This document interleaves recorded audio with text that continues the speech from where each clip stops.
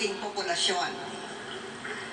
Sa Rent Control Law ng 2005 hanggang 2008, di pwedeng lumampas ng 10% ang pagtaas ng upa taon-taon. Ayon sa kapipirma nating batas, may 1 taong moratorium, tapos hanggang 7% lamang ang maraming pagtaas. Salamat, Kongreso.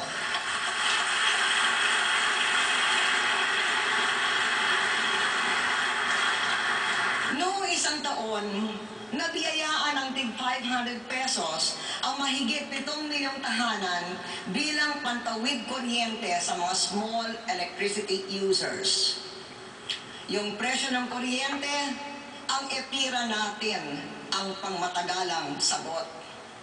EPIRA dismantled monopoly.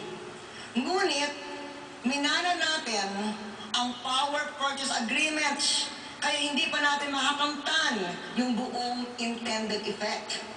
Pero happy na rin tayo dahil 1 taon na lamang yan.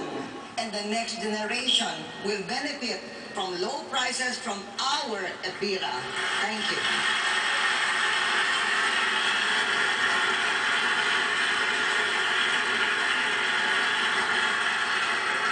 Samantala, umabot na sa halos lahat ng barangay ang elektrisidad.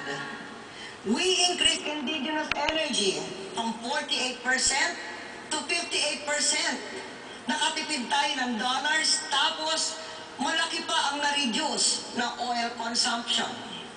The huge reduction in fossil fuel is the biggest proof of energy independence and environmental responsibility.